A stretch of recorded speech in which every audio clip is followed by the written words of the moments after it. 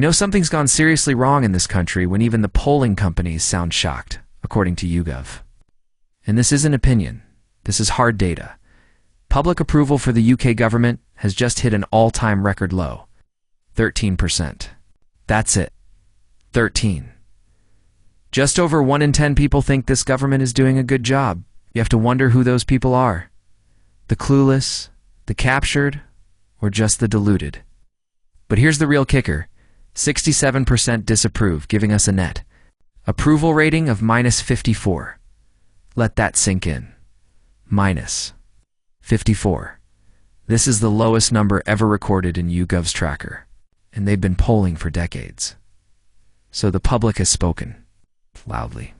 This government, and let's be honest, that includes the old lot on their way out and the new ones trying to convince us they're different, has completely lost the room. Now, why has this happened? Why are people so angry? It's not a mystery. The cost of living is killing people. Prices are still sky high. Wages haven't kept up. And every time the government opens its mouth, it's just more waffle. No plan, no relief, no hope. Immigration's out of control. Small boats keep coming. Borders are just a polite suggestion. At this point, system's overwhelmed, and the public knows it. But again, speeches, not solutions. The NHS is in crisis. Stretched, not pressured. Crisis. Waiting lists are so long now, people are dying before they get treated. GPs are ghosts. Dentists are luxury services. And now, councils are going bankrupt. Over 20 of them teetering on the edge, unable to fund basic services, especially special educational needs, and wait until winter comes. No fuel support, no safety. Net for the elderly. And what are our leaders doing? Nothing. No resignations, no realignment, no humility. Just clinging on to their little scraps of power while the country burns. And that brings me to Keir Starmer. The man who was supposed to be different, supposed to restore credibility, leadership, authority. What a joke. This week he's managed.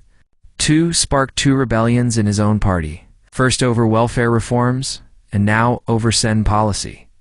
That's special educational needs, for anyone still pretending Labour's compassionate. Here's what's happening. Labour's planning to overhaul the send system because, guess what? They can't afford to meet their legal obligations. Why? Because their VAT hike on private schools is backfiring.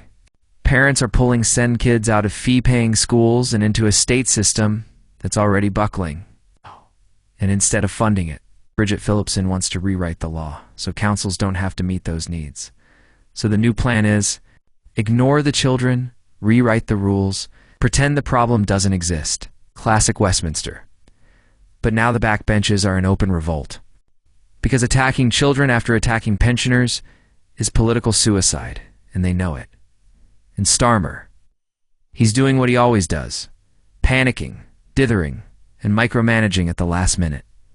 No leadership, no conviction, just damage control. Meanwhile, Reform UK is rising, and it's not hard to see why. The public's fed up with this stale two-party game.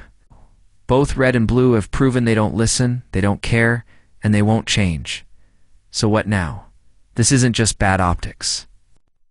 This is systemic collapse. In public trust, if you're leading a country and 87% of people think you're doing a bad job, you step down, you make way, you apologize, you fix it. But no one's stepping down. No one's taking responsibility. Why? Because they don't care, because they think they're untouchable. Well, they're not. It's not anymore. The numbers don't lie.